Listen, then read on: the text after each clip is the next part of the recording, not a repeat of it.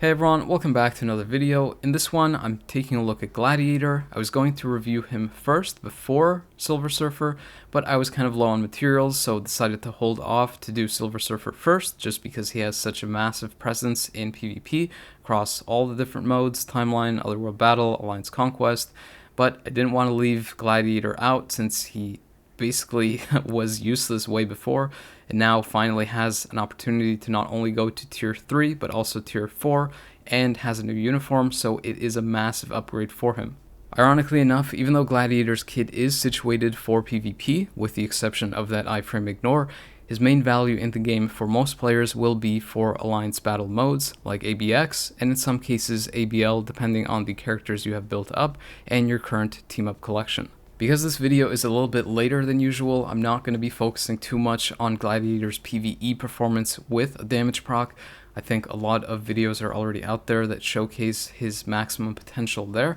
so I'm just going to be showing how he does with his base kit, so you get a general idea of how good he is, especially if you compare it to some of the other characters that I've reviewed that also don't have a damage proc and show their base kit. So instead, I'm focusing more on what the character can potentially do with a full PvP build, and you would think that he would just outright suck because he doesn't have an iframe ignore. That is sort of the staple skill that you need for a character to excel in PvP game modes, but you'll be pleasantly surprised just how good he is even without that skill. I'd go so far as to say that the character is probably the strongest in the game for PvP without having access to iframe ignore or a second life, either through revive or the immortal artifact. If he is able to get access to these mechanics in the future, either through some kind of new uniform or potentially a new leadership or support, or some way to remove these effects from the opponent, I'd argue that he would be a top 5 PvP contender. Before I showcase that though, I'm starting with the PvE performance,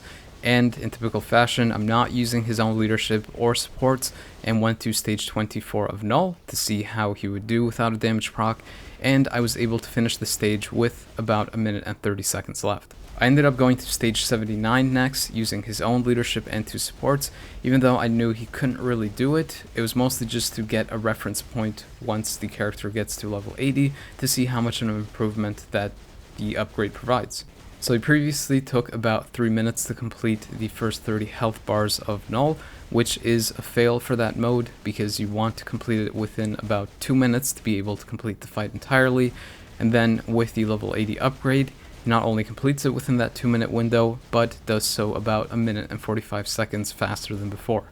The character is definitely good and above average for PvE game modes, so if you do want to build him for that, then I would probably recommend a CTP of Rage first and foremost, just because you get the added value in the other game modes like Giant Boss Raid, and more importantly things like ABX and ABL. However, the character can definitely function with a single skill damage proc, like CTP of Energy or CTP of Destruction, because his kit is proc friendly. You will get a reduced performance in things like ABX and ABL. However, if you go with something like a Destruction, for example, you might get a little bit better performance overall in things like PvP and in things like World Boss Legend. Like I mentioned, the character is definitely strong and above average in PvE game modes, but for things like World Boss Legend, there are characters that are much stronger because they have access to other things, like for example, Beta Ray Bill with the access to the Team Up collection and the ability to get more Pierce and additional attack is able to perform better than Gladiator on the stage 79 test that I did.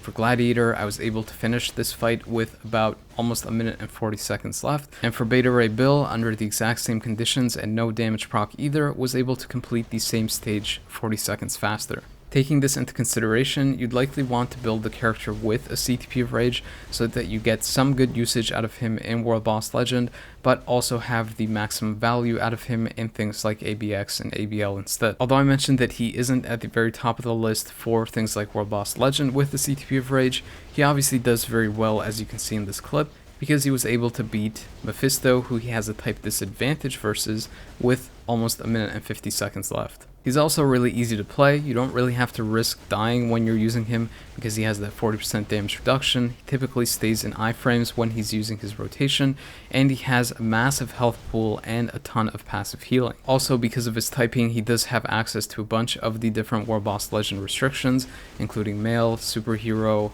Alien, Strong, and Combat. but I did find that one thing that was fairly annoying with this kit, or that didn't function very well, was his ultimate skill. Usually when the ultimate skill is used, it just targets wherever that enemy was at the point or instance where the ultimate skill was active. So if the enemy moves after you've used that skill, you pretty much lose all of the damage associated with the ultimate skill. You can see this in the previous clip. I was pretty much able to complete stage 54 of Gore, but in that specific test that I did, I actually did end up whiffing on one of the ultimate skills, which is why I was left with 3 health bars when time ran out. The same issue can be present in the Dark Phoenix fight because she also moves around just as frequently as Gore, and the ultimate skill might not fully connect to get the most damage out of it. Because I only had access to one offense support, there wasn't really a chance that I was going to complete stage 34 at level 80, but I wanted to see how long it would take him to get to the halfway mark, which was about 2 minutes and 30 seconds. For a native tier 2 character, Gladiator gets a pretty solid stat increase with his tier 4 upgrade. He gains around 13,000 physical attack for my account, and over 30,000 HP increase, which puts him very close to Hulk's overall HP, with Hulk being one of the highest HP characters when he gets to tier 4. It's also worth noting that Gladiator has the Order Instinct type, which is pretty beneficial for things like ABX and ABL, where characters like Thor are really good strikers and match his Instinct type, giving him the max tier 4 skill. You could also use Beta Ray Bill. He also has a good striker skill and will also give you that max value. Similarly, if you want to use him for PvP, you have access to Wolverine, who also has the matching Order Instinct and provides you not only with Super Guard Break when the tier 4 goes off, but also penetration to all sources and iframe ignore. You can see that with that tier 4 upgrade, I was able to shave off about 1 minute and 30 seconds from the clear time. Versus Mephisto, it's closer to 1 minute and 20 seconds faster. Because stage 44 Ultron is kind of low for a tier 4 character, I was able to complete that about 20 seconds faster because I was already completing it so quickly.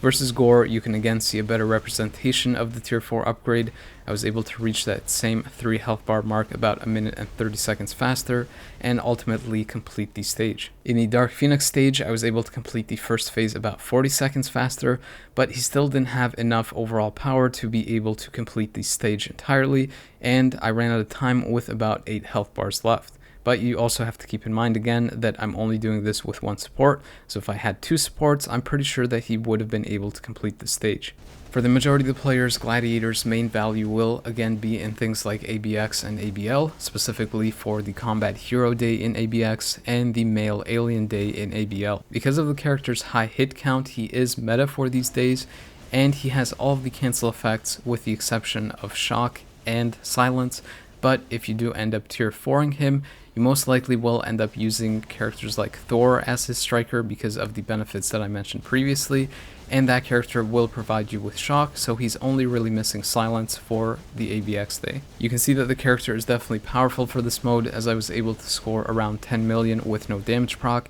Most characters who are just okay or decent in it are able to score a little bit above 9 million. With the tier 4 upgrade, I was able to score 2 million more, so with something like a Mighty CTP of Rage, the character should be able to easily score at least 14 million and possibly even more than that depending on a more refined build and a better rotation overall. You can also see that he excels in ABL despite only using Beta Ray Bill as the support and no other one. I was able to hit around 3.3 million, close to the halfway mark, which means I would ideally be able to hit around 6 million when time ran out. This is above average for a character that isn't using a damage proc in this mode, as characters are usually able to score around 5 million if they're decent, but 6 million is definitely above average. Keep in mind that these are the standard benchmarks for my account specifically, they won't be the same for everyone. The rotation that I went with for Gladiator is to do a quick cancel of the first and second skill to fill up his ultimate faster, and then the main one that you go with is a 3 cancel 5 delay cancel after you see the animations just about to appear,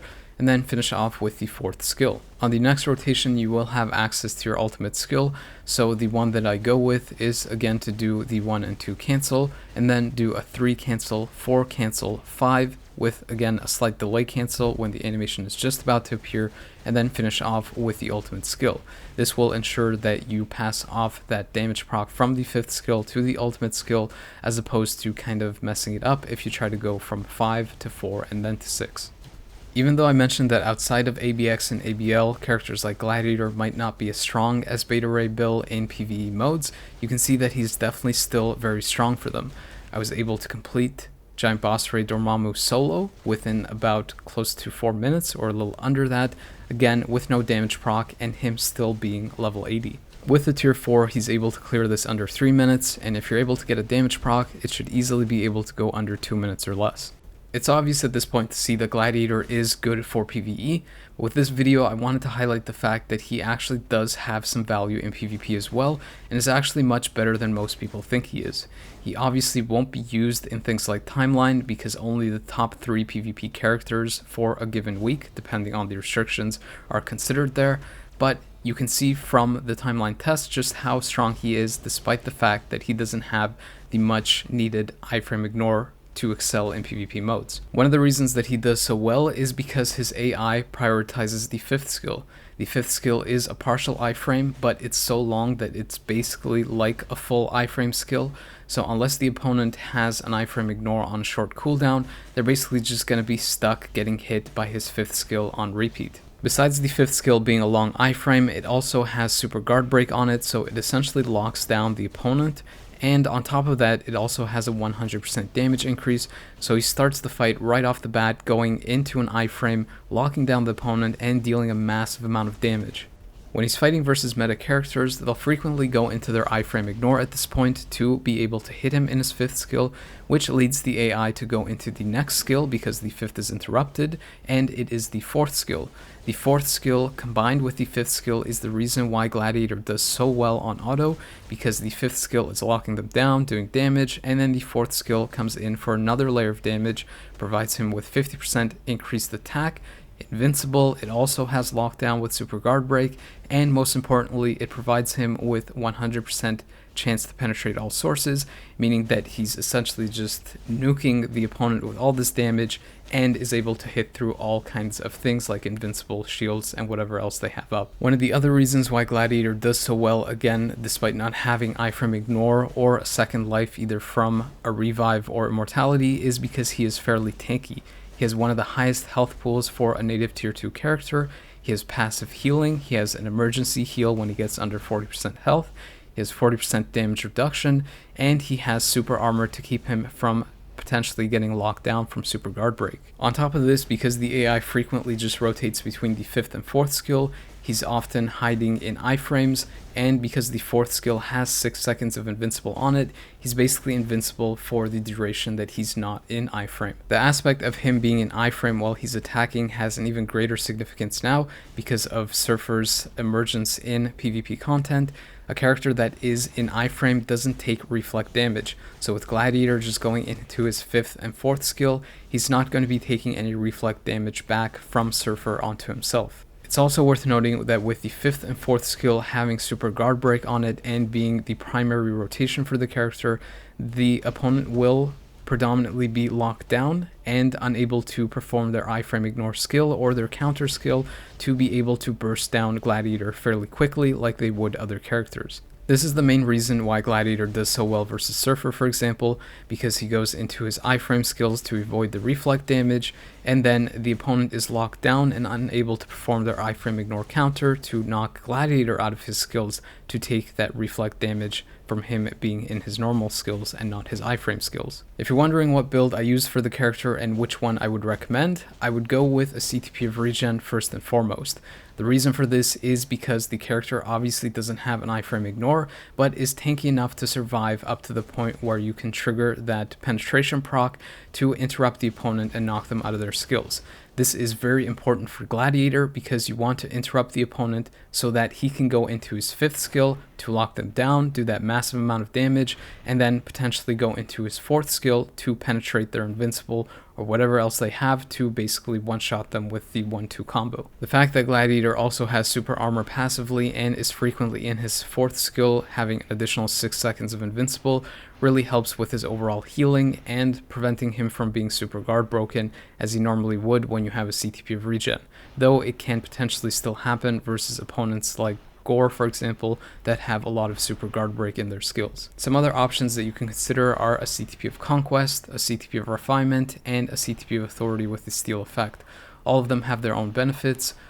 Conquest will provide you with more offensive capability, a refinement, more healing, and authority will give you that potential slight immortality effect if you're able to get a brilliant with that 60% steal on top of the 40% that he has passively. All of these are good options, but the way that I see it, you don't really need the additional offense from the conquest. For the refinement, having the extra healing is nice, but if you aren't able to interrupt them and actually be able to hit them to knock them out, it doesn't really matter if you have more survival. And similarly for the Steel Authority, the same thing applies. You can potentially be much tankier, but if the opponent is ramping up and continuously bombarding you with damage and you're not able to interrupt them and hit them back, then the survival doesn't really matter if you can't get your offenses in. In this case, regen provides him with the effects that benefit him the most. He gets a kind of pseudo iframe ignore from the penetration proc, and the additional survival from the regen not only helps versus Surfer's reflect when he's out of iframe,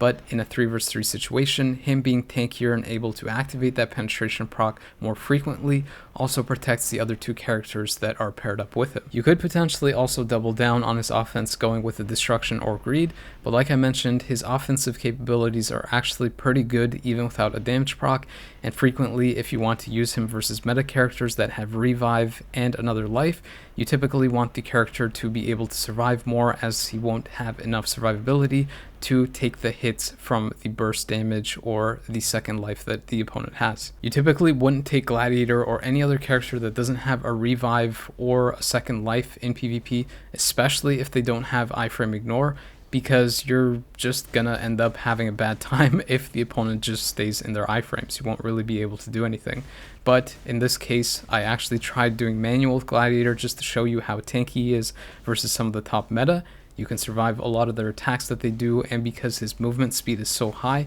you can also dodge skills that you know are coming by moving away. But oftentimes for him, all you really need to do is just go into the 5th skill to have that damage layer on there, and then when the opponent comes out of whatever skill they have, you just use the 4th skill to do that 100% penetration and burst them down instantly. If you don't really care for Alliance Battle max scores and build Gladiator for PvP, his main usage will predominantly be in Alliance Conquest. You can see in this particular clip that even at level 70, Gladiator was almost able to take out a solo tier 4 Gene. And you could argue that that was mostly due to Icon's reflect damage, taking out the first life of Gene, which might be true, but you can see that once I get the character to level 80, he can more than easily handle the second life of Gene by himself. If you're able to get Gladiator to tier 4, he gets enough of a health boost to become a potential consistent counter versus solo Silver Surfer. As you saw in the timeline clips, Surfer is pretty susceptible to characters that can linger in iframes,